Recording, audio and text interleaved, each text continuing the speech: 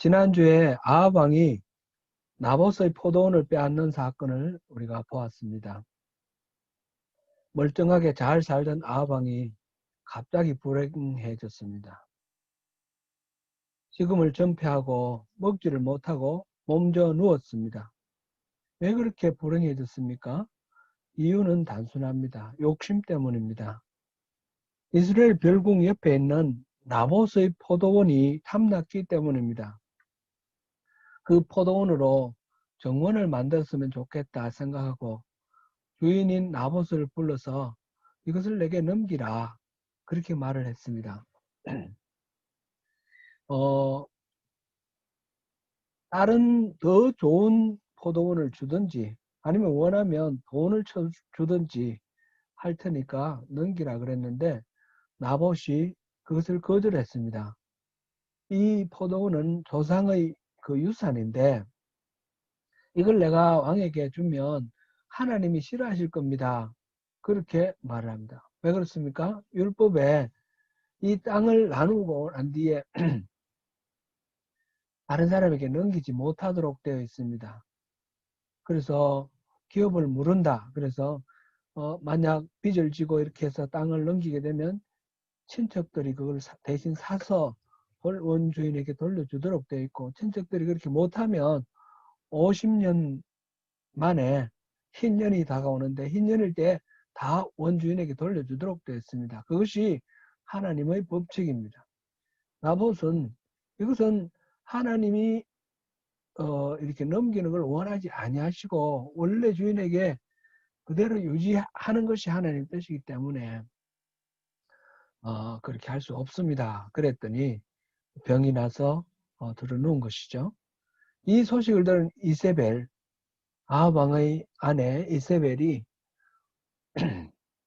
그 왕을 핀잔을 주면서 당신이 왕 맞아요?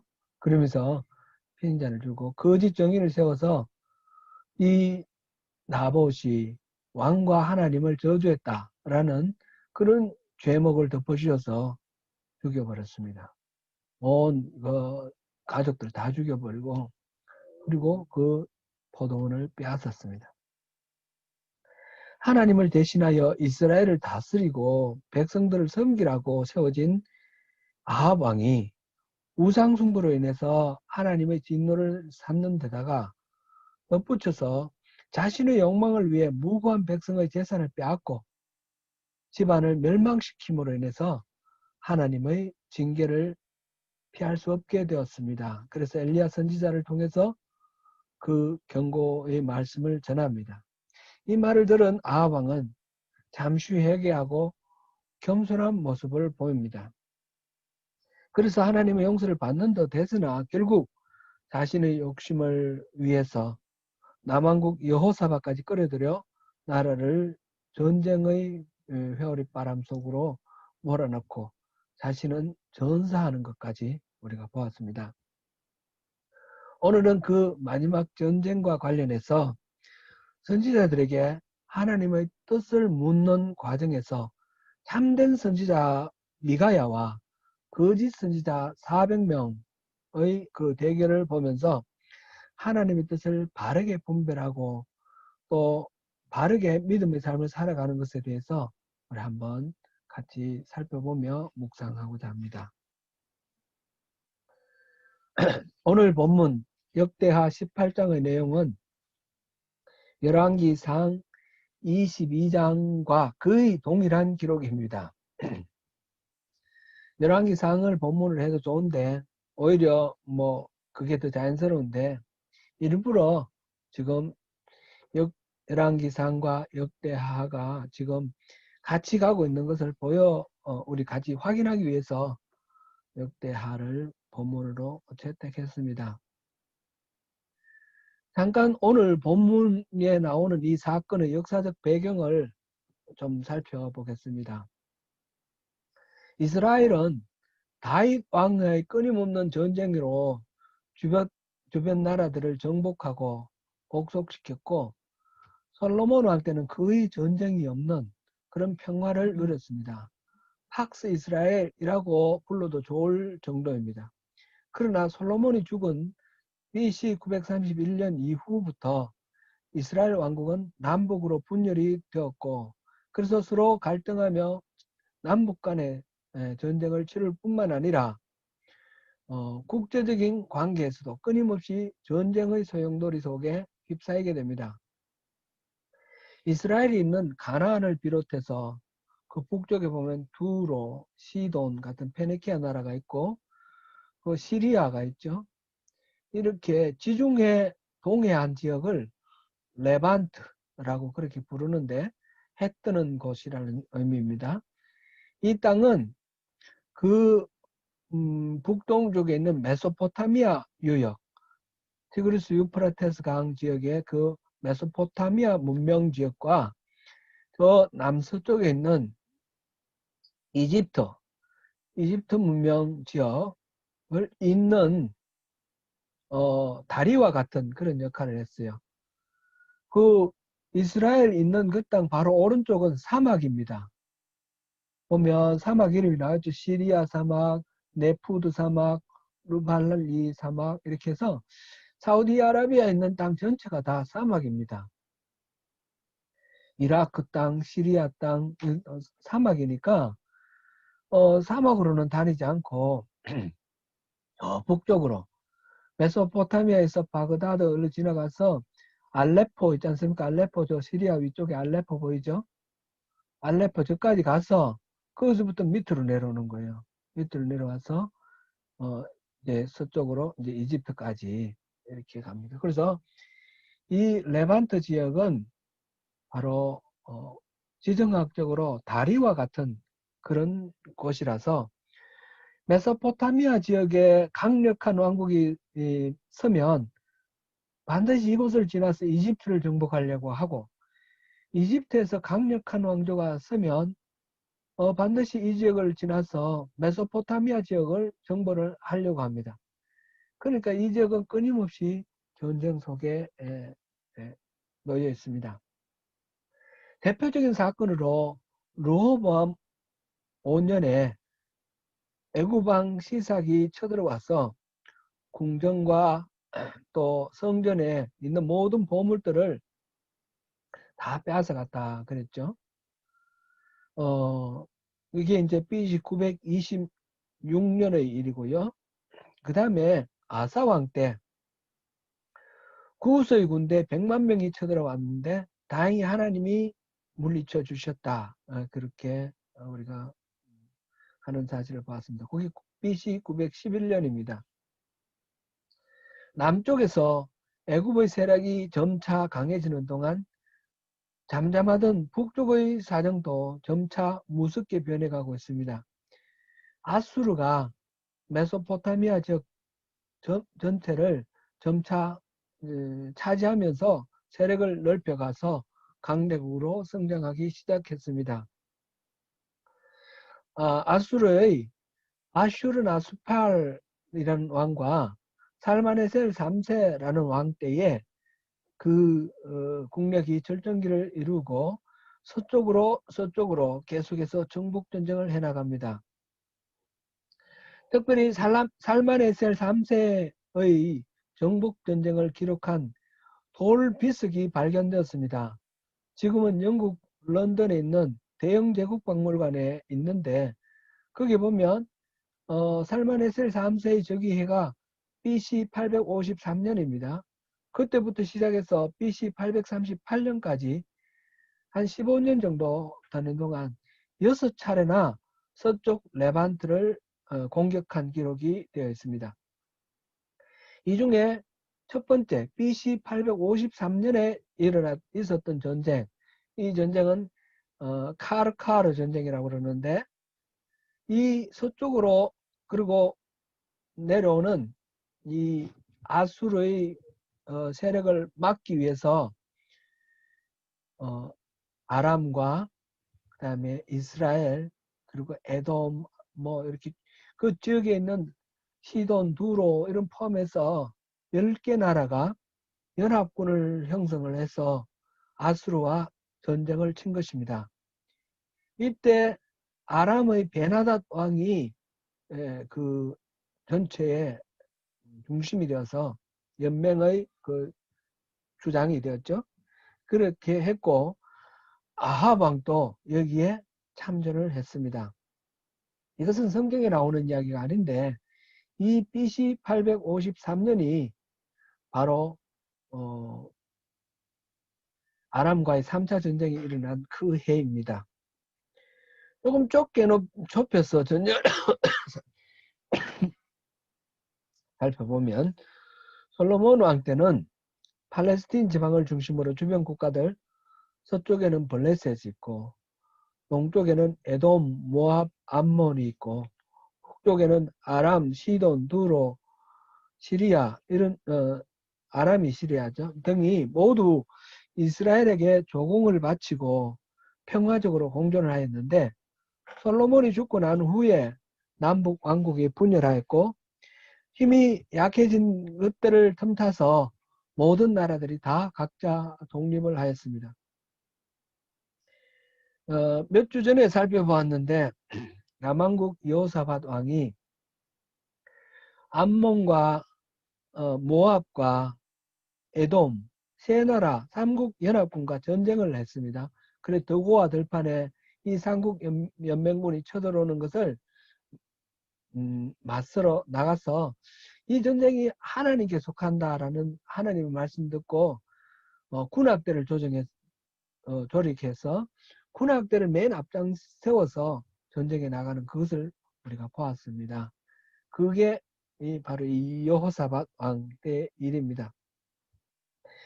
BC 853년에 있었던 일이고 이거는 역대합 20장 지금 우리 18장을 본문을 하고 있는데 지금 이 전쟁 아람과의 전쟁 다음에 있었던 그런 전쟁이다 이렇게 볼 수 있겠습니다. 북왕국 아합 왕 때에 아람과의 전쟁이 특별히 잦았습니다. 열왕기상 20장에 보면 그 아람과의 전쟁이 나와 있는데 두 번의 전쟁이 있었습니다. 두 번 모두 아람이 전쟁을 걸어왔습니다. 첫 번째는 아람 왕 베나닷이 군대를 이끌고 사마리아를 포위했습니다. 그리고 아합 왕에게 통고를 했는데 금, 은, 보물 다 내 거다.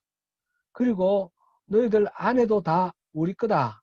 그렇게 말하면서 가서 마음대로 우리 군대가 들어가서 수색할 수 있도록 허락하라. 이렇게 말합니다. 그 항복도 보통 항복이 아닌 거죠. 그래서 이 이스라엘이 그거는 받아들일 수 없다 해서 결사항전을 하는데 하나님이 또 이 전쟁을 이기게 해주셨습니다. 그 이스라엘의 지방 각 지역의 그 고관 자녀들을 이 사마리아 땅으로 일종의 그 볼모처럼 이렇게 데리고 있었죠. 그들 중심으로 해서 이 아람을 물리쳤습니다. 곧이어서 두 번째 전쟁이 일어나는데 아람 왕 베나닷이 복수를 하기 위해서 다시 왔습니다. 그런데 이번에는 하나님께서 다시 이렇게 싸워주셔서 아람 왕 그 보병 10만 명을 죽였다 이렇게 돼 있고요. 그 다음에 베나닷 왕도 포로로 잡았습니다. 생포를 했습니다. 그랬는데 이 아합 왕이 자비를 베풀어서 베나닷 왕을 풀어줍니다. 그랬을 때 하나님께서 내가 잡은 포로를 너가 왜 풀어주냐 그렇게 책망하시는 그런 장면이 나오죠. 아합 왕이 아람과의 2차 전쟁을 마치고 3년 후에 아람 왕과 3차 전쟁을 벌입니다. 이게 이제 22장 열왕기상 22장 1절에서부터 시작해서 나오고 역대하 18장에 나옵니다. 그 사이에 한 가지 사건이 또 있었는데 북왕국 아합 왕과 남왕국 여호사밧이 사돈을 맺습니다. 여호사밧 왕의 아들 여호람 또는 요람이라 그러는데 그 여호람과 아합 왕의 딸 아달랴를 결혼시킵니다. 이스라엘 왕이 그 어머니가 자기 아들 아합 왕의 며느리로 그 이방의 나라 그 시돈 왕 옛바알의 딸 이세벨을 결혼시켜서 우상들을 들여오는 그런 문제들이 생겼는데 똑같은 문제가 바로 남한국 여호사밧의 잘못된 이 정략 결혼으로 남한국에도 우상이 들어가게 됩니다. 바로 그때 그 이세벨이 바로 나봇의 포도원을 빼앗은 그 사악한 여자죠. 아달랴도 나중에 보면 자기 손주들을 다 죽이고 자기가 왕이 되는 아주 사악함의 극치를 보여줍니다. 어쨌든 여호사밧과 아합은 사돈이 되면서 남북의 관계가 끈끈해집니다. 아합 왕은 여호사밧에게 아람과의 전쟁에 나서주기를 요청합니다. 그래서 여호사밧은 아합 왕과 함께 3차 아람 전쟁을 하게 됩니다.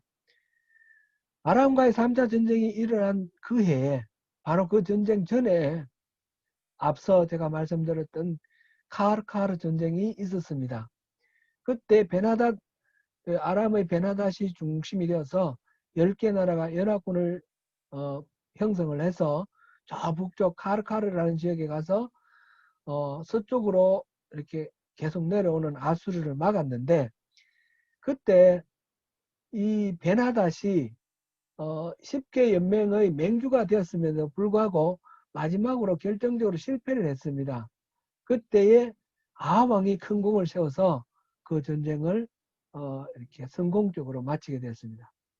겉으로 드러나는 결과는 아시리아의 승리지만 아시리아가 그때 받은 그 피해 때문에 이 레반트 지역을 점령할 수 없고 포기하게 되었던 것입니다. 그러니까 아합 왕은 그 이전에 2차 아람과의 전쟁에서 베나닷을 포로로 잡았다가 풀어주고 자비를 베풀었지요. 그리고 이 카르카르 전쟁에서 이거는 성경에 나오지 않는 기록이지만 이 카르카르 전쟁에서 베나닷을 보완하고 베나닷의 그 잘못을 이렇게 메꿔주는 그런 역할을 하면서 좀 교만해진 것 같아요. 그래서 이 전쟁이 끝나고 난 뒤에 카르카르 전쟁이 끝나고 난 뒤에 바로 베나닷에게 그 길랏 라모 땅을 돌려달라 그렇게 말합니다. 길랏 라모 땅은 이스라엘이 가나안 땅을 점령을 할 때에 그곳에 이제 지파별로 나누잖아요. 루벤 지파와 그리고 므낫세 지파, 동족 지파가 나누었던 땅 그 언저리입니다. 근데 이제 솔로몬이 죽고 난 뒤에 계속 나라가 약화될 때에 이 땅을 빼앗긴 거죠. 전쟁에 빼앗겼는데 2차 아람 전쟁 때 이 베나닷이 포로로 잡혔을 때 우리 아버지가 차지한 이 땅 돌려주겠습니다. 그렇게 서약하고 풀려났거든요. 이제 당연히 그렇게 서약했으니까 돌려달라 하는 것이 이 아합 왕의 이야기입니다.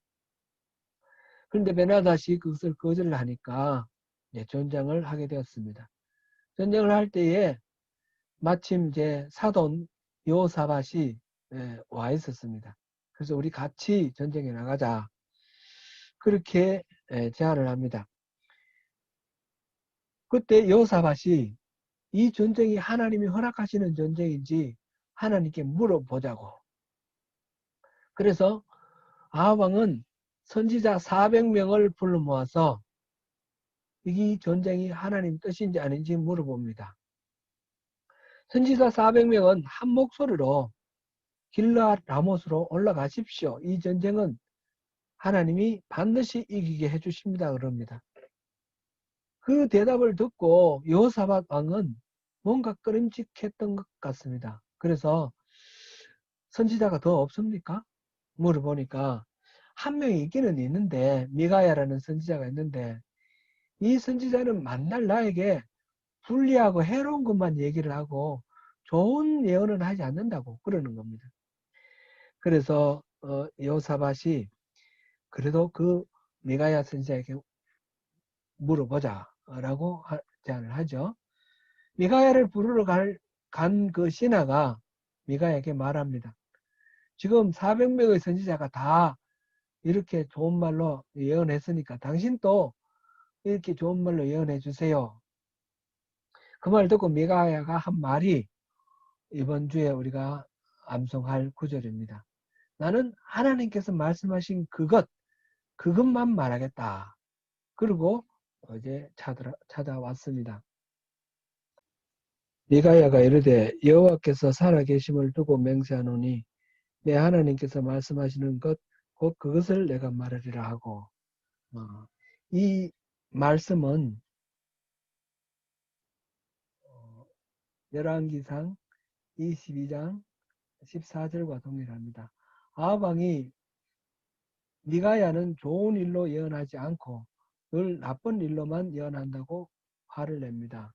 그 다음에 미가야가 하는 말이 오늘 우리가 함께 했던 본문의 시작입니다. 미가야는 하나님 앞에서 벌어진 천상어전회의에 참석했는데 그 회의는 천사들과 또 여러 가지 나쁜 영들도 모여 함께 하는 그런 회의입니다. 욥기에서 보면 그 욥이 천상에서 회의하는 그런 장면이 나오는데 같은 것이죠. 그럴 때에 그 아합왕을 꿰어서 전쟁을 하게 하는 방법이 아이디어가 있으면 내놓으라. 그게 하나님의 말씀이에요. 아합이 말하자면 징계를 받아야 되는 그런 입장이에요. 그럴 때에 여러 아이디어가 나왔는데 한 영이 말하기를 거짓말하는 영을 선지자들의 입에 넣겠다. 그렇게 말합니다. 그래서 선지자들의 입에 그 거짓말하는 영이 들어갔고 아합 왕에게 재앙이 될 일을 말하게 하신 것이죠. 이 말을 들은 그나나의 아들 시드기야가 미가야의 뺨을 때리며 화를 냅니다. 또 아합 왕은 미가야를 즉시 체포하여 자신이 전쟁에서 나가 승리를 하고 돌아올 때까지 감옥에 가두어 두라고 말합니다. 미가야는 왕이 편안히 돌아오지 못할 것이라고 말하죠. 여기서 이 천상어전회의 이거는 우리가 좀 이렇게 생각해 보면 좀 복잡하고 잘 이해 안 되는 부분도 좀 많이 있기는 하지만 그 요지는 하나님의 말씀을 하나님께서 말씀하신 그대로 전하는 선지자가 있고 거짓말로 전하는 선지자가 있다라는 것이죠.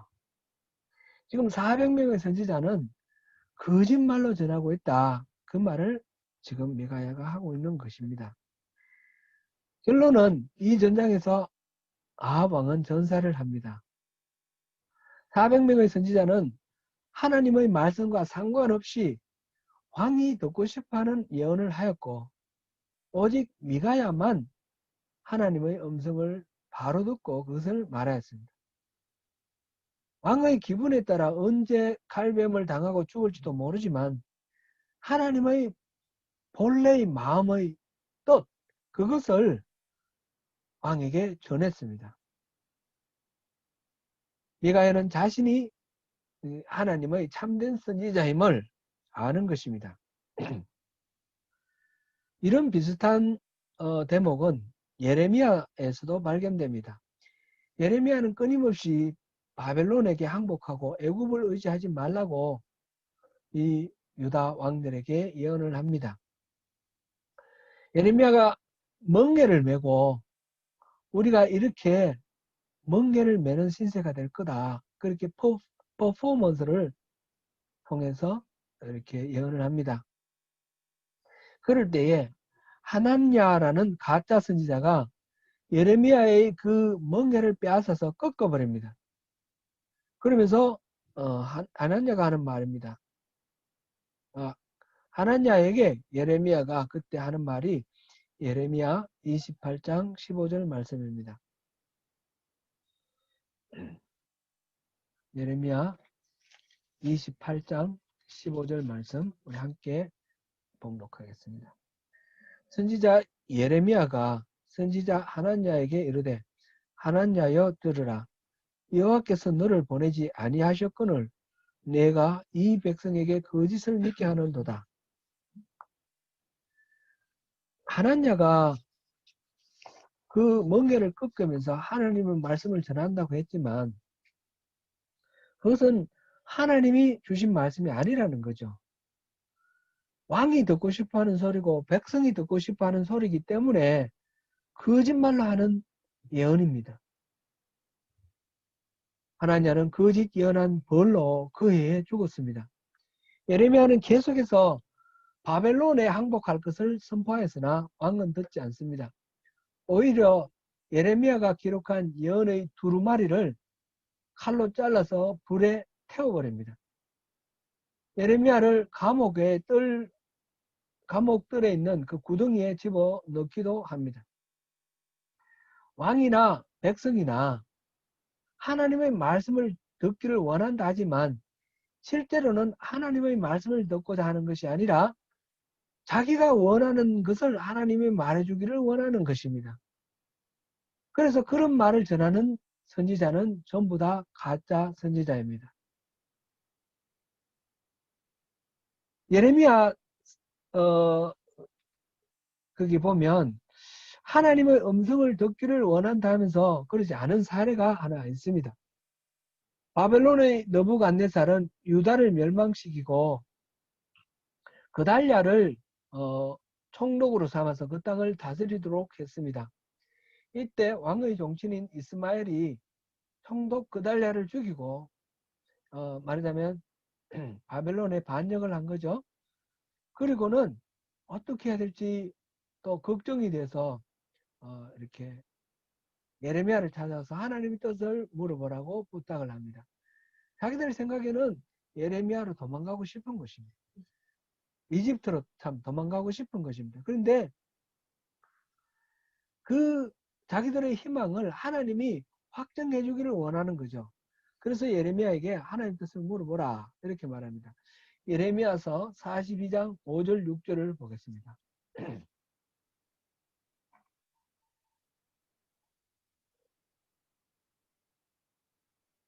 예레미야서 42장 5절 6절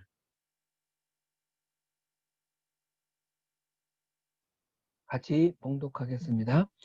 그들이 예레미야에게 이르되 우리가 당신의 하나님 여호와께서 당신을 보내사 우리에게 이르시는 모든 말씀대로 행하리이다. 여호와께서는 우리 가운데 진실하고 성실한 증인이 되시옵소서.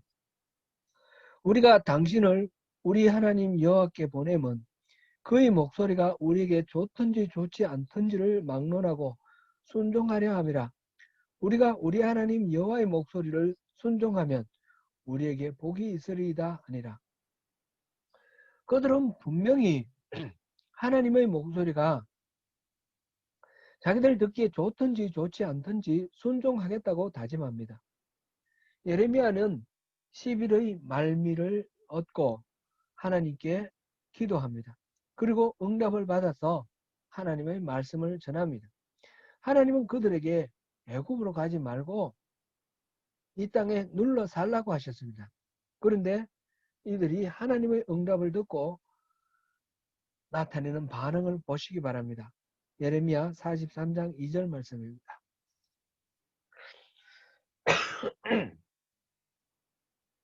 43장 2절 말씀 시작. 호사의 아들 아사랴와 가레아의 아들 요하난과 모든 오만한 자가 예레미야에게 말하기를 내가 거짓을 말하는도다. 우리 하나님 여호와께서 너희는 애굽에서 살려고 그리로 가지 말라고 너를 보내어 말하게 하지 아니하셨느니라. 뭡니까? 분명히 자기들이 듣기 좋든지 안 좋든지 하나님 말씀 따르겠다 그래 놓고 지금 이집트로 가지 말고 이 땅에 눌러 살라는 하나님 말씀을 듣고는 예레미야에게 네가 하나님 말씀 듣고 전하는 게 아니다. 이렇게 그 예언을 배척해 버립니다. 자신들이 바라는 바와 다르면 예언자가 전하는 말이 하나님의 말씀이 아니라고 해버리는 것입니다. 예언을 하는 사람도 듣는 사람들이 듣기 좋은 말을 하기를 원합니다. 그것이 거짓 예언자이죠. 백성들도 자기들이 원하는 대로 예언해 주기를 바랍니다. 이것이 예언을 대하는 선지자와 백성들의 태도입니다. 오늘 본문에서 만난 미가야 선지자와 400명의 선지자를 보면 많은 사람들이 그렇게 말한다고 해서 그게 옳은 것은 아니라는 것을 볼 수 있습니다. 에레미야서에서 본 그 하나냐를 보면 단 한 명이라도 누구의 말이 하나님의 말씀인지 분별하는 데는 기준이 반드시 필요하다는 것입니다. 많은 사람들이 아니라고 하는데 혼자서 그렇다고 주장하면 그것이 참된 선지자인가요? 그것도 아닙니다. 몇 번 말씀을 드린 바 있지만 2014년부터 미국에 살던 홍혜선이라는 전도사가 한국에 와서 전쟁이 일어난다고 그렇게 예언을 한 적이 있습니다. 그래서 교회마다 돌아다니면서 간증도 하고 예언도 하고 그랬는데 한국 교회가 참 문제가 많은 것이 그 엉터리 같은 말을 듣고 솔깃해하는 사람들이 너무너무 많은 거예요. 그래 많은 사람들이 필리핀으로 피난 간 사람도 있고 미국으로 피난 간 사람들도 있어요. 그렇지 않더라도 사재기라 그러나요? 생활 필수품들 사 모으고 그런 사람들이 있었습니다. 2014년 12월에 전쟁이 난다고 그래서 이만희나 정광훈 같은 사람도 자신이 하나님으로부터 계시를 받았다. 그렇게 말을 합니다. 이들의 말이 얼토당토 않은 것이 분명한데 수많은 사람들이 그 말에 미혹되어서 그를 이 시대의 선지자니 뭐니 이렇게 하면서 따릅니다. 누가 참된 선지자며 어떤 말이 진짜 하나님의 말씀인지 우리가 분별할 수 있는 능력이 필요합니다. 어떻게 해야 합니까? 직접 하나님의 말씀을 들었다라고 직통 계시 받았다고 그렇게 말하면 무조건 권위를 부여하면 반드시 사이비가 됩니다. 이단이 됩니다. 그러면 하나님이 말씀하시는 법이 없는데 하나님의 음성을 들었다고 하는 건 다 엉터리다. 이렇게 주장하는 사람들도 있습니다. 성경이 완성되고 난 뒤부터는 성령님이 직접 말씀하시는 것이 없어졌다. 이른바 성령 은사 중지론이라는 것이 또 중요한 어떤 교단의 교리로 이렇게 되어 있습니다. 그 말은 성령님이 죽으셨다는 뜻인가요? 우리가 기도하면 하나님이 응답하신다는 것은 어떻게 설명을 하죠? 그렇지 않지요. 하나님 분명히 살아계시고 하나님 분명히 오늘도 말씀을 하십니다.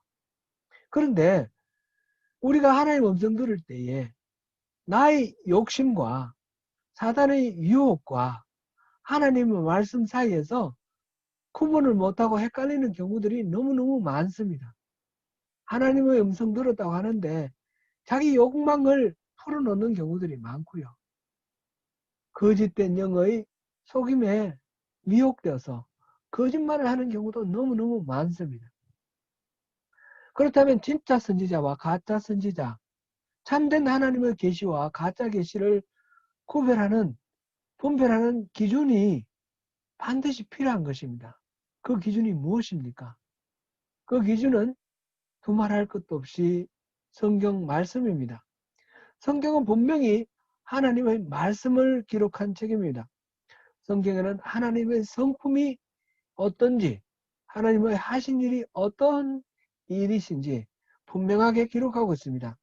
그래서 그렇게 일하신 그런 성품의 하나님이 오늘도 일하고 계시므로 지금 누군가가 계시를 하고 예언을 한다면 그 성경에 나오는 하나님의 성품과 일치하는지 성경에 나오는 하나님의 일하심과 일치하는지를 대조해보면 우리가 구별을 할 수 있습니다.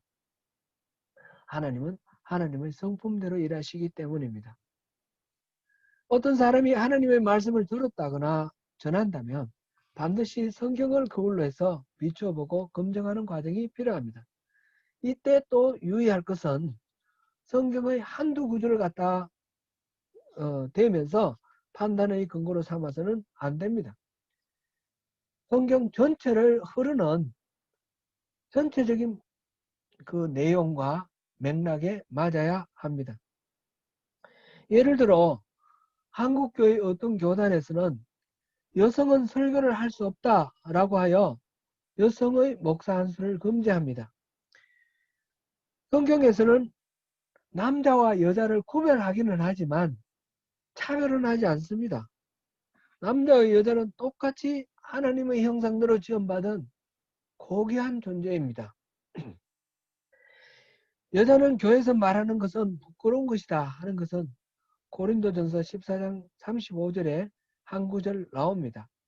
이것을 근거로 해서 여성의 모든 지위를 차별을 하고 여성 안수를 금지하는 것은 성경을 전체적으로 이해하지 않는 타당하지 않은 해석입니다. 초대교회에서 예수님이 십자가에 달려 죽으실 때 예수님의 열두 제자들은 다 도망가 버리고 그 현장에 아무도 없었습니다. 그 현장에는 예수님의 여성 제자들만 있었습니다. 예수님이 십자가에서 말씀하셨다는 가상칠언 이런 걸 누가 들었습니까? 누가 듣고 전했습니까? 여성 제자들이 듣고 전했습니다. 예수님께서 부활하시고 맨 먼저 만나 주신 분은 누구입니까? 마리아와 여성 제자들입니다. 예수님이 죽으시고 부활하신 이것이 바로 복음의 핵심 아닙니까? 복음의 핵심을 전해주고 이렇게 설교한 사람들은 바로 이 여성 제자들입니다. 초대교회에서 복음을 전하는 사역에서 막달라 마리아는 베드로와 상벽을 이루는 중요한 역할을 맡았다는 것이 신학자들이 발견해낸 사실입니다. 유대인들이 생명같이 여기는 율법을 예수님이 깨뜨리셨는데 아부장적 사회구조로 이것이 뒷걸음질한 예다 이렇게 볼 수 있습니다. 그러므로 성경은 전체적으로 보아야 합니다. 예수님의 본래의 의도를 보아야 하고 하나님의 성품에 비추어서 모든 것들을 이해를 해야 합니다. 최근에 코로나 바이러스가 온 세계에 유행하는 팬데믹 상황에서 여전히 대면 예배를 고집하는 주장들이 계속 나오고 있습니다. 모이기를 피하는 어떤 사람들의 습관과 같이 하지 말라 하는 히브리서 10장 25절 말씀을 거론하면서 정부의 그 방역 정책을 종교 탄압이라고 정면으로 거부하며 순교하겠다고 고집을 부리기도 합니다. 그러나 모이는 예배를 고집하다가 나도 모르는 사이에 전염병의 전파자가 된 사례가 얼마나 많습니까? 대면 예배를 고집하던 교회가 매개로 되어서 이 전염병이 전파된 사람 숫자가 이미 천수백 명에 다다릅니다. 대면 예배를 고집하여 전염병에 약한 노인이나 또는 어린이, 병자들의 건강에 위험을 끼친다면 이웃을 내 몸과 같이 사랑하라 하신 이 주님의 계명과 근본적으로 반대되는 그런 결과가 됩니다.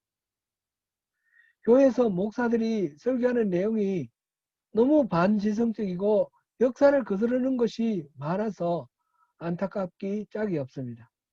그러므로 우리는 성경을 배워야 합니다. 열심히 공부해야 됩니다. 성경을 통해서 하나님 성품을 알아야 합니다. 그래야지 우리가 진짜와 가짜를 분별할 수 있습니다. 사랑하는 성도 여러분, 성경 말씀을 공부하는 것은 지식을 쌓아 잘난 체 하려는 것이 아닙니다. 세상 살아가는 일들이 참으로 복잡하고 어렵고 모든 케이스 바이 케이스에 하나님의 뜻이 무엇인지 성경에 나와 있지 않습니다. 그렇기 때문에 그 모든 상황에 흔들리지 않는 하나님의 관점이 무엇인지 알지 않으면 우리는 위혹되기 쉽습니다. 그래서 성경은 하나님의 성품과 하나님의 기준을 분명히 알기 위해서 우리가 꼭 알아야 하는 것입니다. 항상 주님의 얼굴을 구하며 주님의 말씀을 사모하는 가운데 참된 진리 안에서 참된 자유와 평강을 누리시는 저와 여러분이 되시기를 축원합니다.